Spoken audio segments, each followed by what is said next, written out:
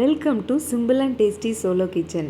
இன்றைக்கி நம்ம இந்த வீடியோவில் ஒருத்தருக்கு தேவையான அளவு செய்யக்கூடிய வெஜிடபிள் பிரியாணி எப்படி சிம்பிளாகவும் டேஸ்டியாகவும் செய்யலாம் அப்படின்னு பார்க்கலாம். இந்த வீடியோ கண்டிப்பாக பிகினர்ஸ், பேச்சுலர்ஸ், ஒர்க்குக்கு போயிட்டு வந்துட்டு செல்ஃப் குக் பண்ணுற எல்லாருக்குமே ரொம்ப யூஸ்ஃபுல்லாக இருக்கும் அப்படின்னு நம்புகிறேன். சமையலை பொறுத்த வரைக்கும் ஒரு 4-5 பேருக்கு சமைக்கணுன்னா கூட ஈஸியாக செஞ்சிடலாம். ஆனால் ஒருத்தருக்கு அப்படின்னு சமைக்கிறது தான் ரொம்ப கஷ்டமான விஷயம். சாப்பாடு எக்ஸஸ் ஆகிடுச்சுன்னா அதையே 2 வேளைக்கு சாப்பிட்றதும் கஷ்டமாக இருக்கும், பத்தாமவும் போயிடக்கூடாது. நம்ம சேனலில் போடக்கூடிய வீடியோ எல்லாமே ஒருத்தருக்கு அப்படின்னு செய்யக்கூடிய அளவில் உடையதாக இருக்கும். இன்றைக்கி வெஜிடபிள் பிரியாணி செய்கிறதுக்கு நான் சீரக சம்பா அரிசி எடுத்துருக்கிறேன். ஒருத்தருக்கு அப்படிங்கிறதுனால 1/2 டம்ளர் அரிசி எடுத்து வாஷ் பண்ணி 1/2 அன் ஹவர் தண்ணியில் ஊற வச்சு எடுத்துருக்கிறேன். வெஜிடபிள் பிரியாணி பண்ணுறதுக்கு பீன்ஸ், கேரட், வெங்காயம், தக்காளி, பட்டர் பீன்ஸ் இவ்வளோ எடுத்துருக்கிறேன். பட்டர் பீன்ஸ் இருந்தால் எடுத்துக்கோங்க. கேரட் ஒருத்தருக்குங்கிறதுனால 1/2 கேரட் மட்டும் எடுத்திருக்கேன். நான் வச்சுருந்தது பெரிய கேரட்.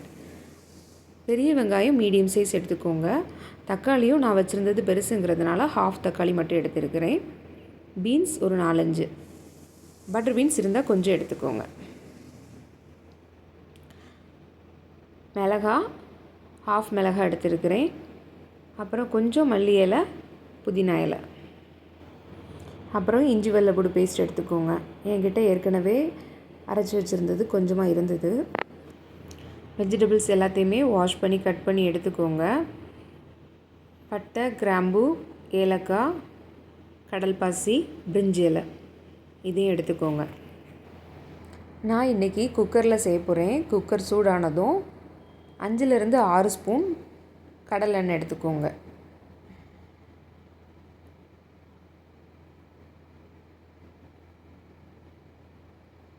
ஒரு ஸ்பூன் நெய் சேர்க்குறேன்.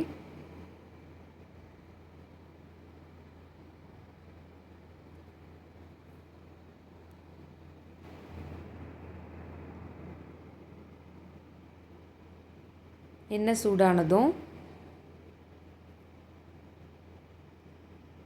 ஒரு கிராம்பு, ஒரு பிரியாணி இலை, ஒரு பட்டை, அரைப்பட்டை கூட போதும், அரைப்பட்டை, கடல்பாசி,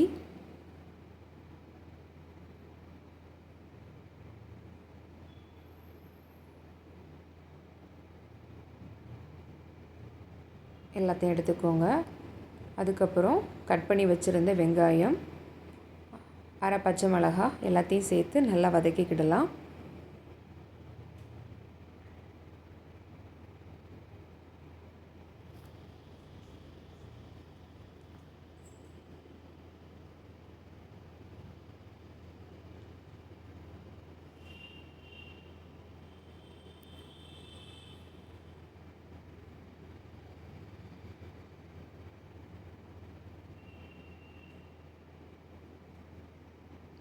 வெங்காயம் வதங்குறதுக்கு தேவையான அளவு உப்பு சேர்த்துக்கோங்க.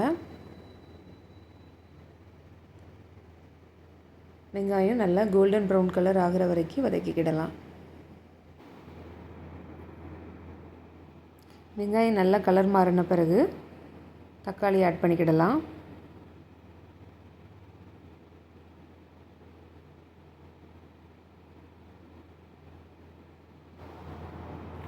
தக்காளி நல்லா வதங்கின பிறகு பட்டர் பீன்ஸ் ஆட் பண்ணிக்கிடலாம். அதையும் நல்லா மிக்ஸ் பண்ணிக்கிடலாம்.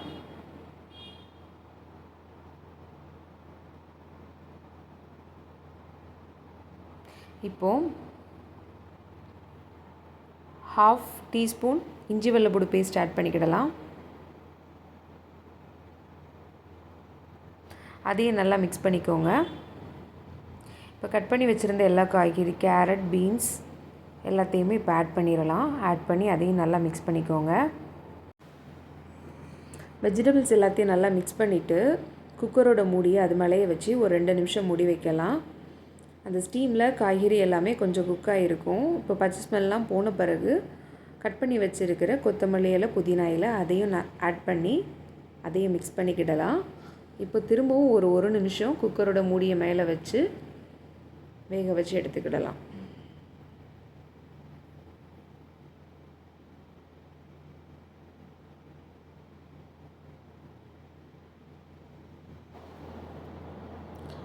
இப்போ ஓரளவு பச்சை ஸ்மெல் எல்லாம் போயிடுச்சு. இப்போ தேவையான மசாலா ஆட் பண்ணிக்கலாம். நான் இன்றைக்கி இந்த வெஜிடபிள் பிரியாணிக்கு 2 மசாலா தான் ஆட் பண்ண போகிறேன்.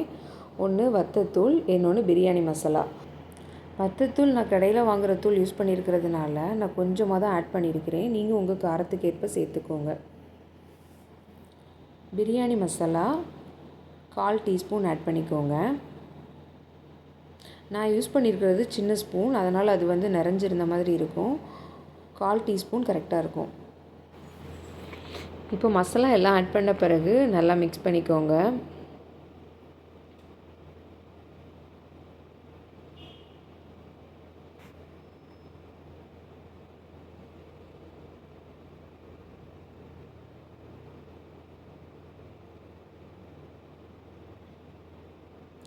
இப்போது நம்ம தயிர் ஆட் பண்ணிக்கிடலாம்.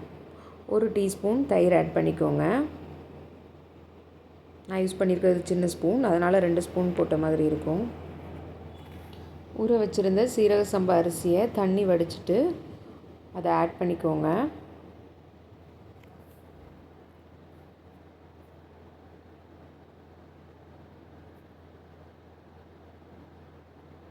ரைஸ் எல்லாத்தையும் வெஜிடபிள்ஸோடு நல்லா மிக்ஸ் பண்ணிடலாம்.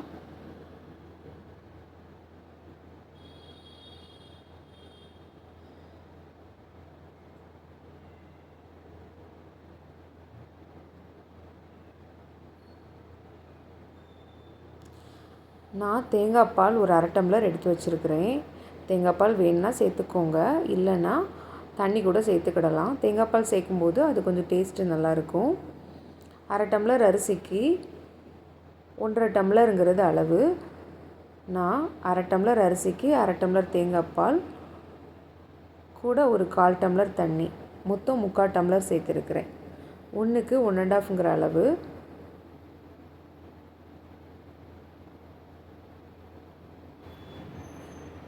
எல்லாத்தையும் நல்லா மிக்ஸ் பண்ணி விட்டுட்டு சால்ட்டு டேஸ்ட்டு பார்த்துக்கோங்க. சால்ட்டு தேவைப்பட்டுச்சுன்னா இப்போ எக்ஸ்ட்ரா ஆட் பண்ணிக்கோங்க. சால்ட்டு நம்ம நார்மலாக டேஸ்ட் பார்க்கும்போது இருக்கிறத விட கொஞ்சம் தூக்கலாக இருக்கணும். அப்போ தான் ரைஸ் வெந்து வரும்போது சால்ட்டு டேஸ்ட்டு கரெக்டாக இருக்கும். ஃபைனலாக லெமன் மட்டும் ஆட் பண்ணிக்கிடலாம். நான் எடுத்துருக்கிறது ஒரு குட்டி லெமன். அந்த குட்டி லெமனில் 1/4 பார்ட் மட்டும் கட் பண்ணிவிட்டு ஒரு 10 ட்ராப்ஸ் கிட்ட விட்டுருக்கிறேன். எல்லா டேஸ்ட்டும் சேர்ந்து வரும்போது தான் பிரியாணி டேஸ்ட்டாக இருக்கும். இப்போ லெமன் ஜூஸையும் ஆட் பண்ணிவிட்டு எல்லாத்தையும் நல்லா மிக்ஸ் பண்ணிக்கிடலாம். இப்போது எனக்கு சால்ட்டும் காரமும் ரெண்டுமே கொஞ்சம் கம்மியாக இருந்த மாதிரி இருந்தது. அதனால் சால்ட்டு காரம் ரெண்டுமே தேவையான அளவு ஆட் பண்ணியிருக்கிறேன். இப்போ எல்லாத்தையும் மிக்ஸ் பண்ண பிறகு லிட்டு போட்டு ப்ரெஷர் குக்கரை மூடிடலாம். ஸ்டீம் வந்தோடனே வெயிட் போட்டுக்கோங்க. ஃப்ளேம் மீடியம் ஃப்ளேமில் வச்சுக்கோங்க. கரெக்டாக ஒரு விசில் வந்த பிறகு ஃப்ளேம் ஆஃப் பண்ணிடலாம். இப்போது ப்ரெஷர் ரிலீஸ் ஆன உடனே வெயிட்டை ரிலீஸ் பண்ணிவிட்டு குக்கர் மூடியை திறந்துக்கிடலாம். பாருங்கள், ரைஸ் ரொம்ப அழகாக கரெக்டாக பெர்ஃபெக்டாக வெந்திருக்குது. பாருங்கள், சூப்பரான டேஸ்டியான ரொம்ப சிம்பிளான இன்க்ரீடியன்ட்ஸ் வச்சு செஞ்சுருக்கிற வெஜிடபிள் பிரியாணி ரெடி ஆகிடுச்சு. இது நான் கரெக்டாக ஒருத்தருக்கு தான் செஞ்சுருக்கிறேன்.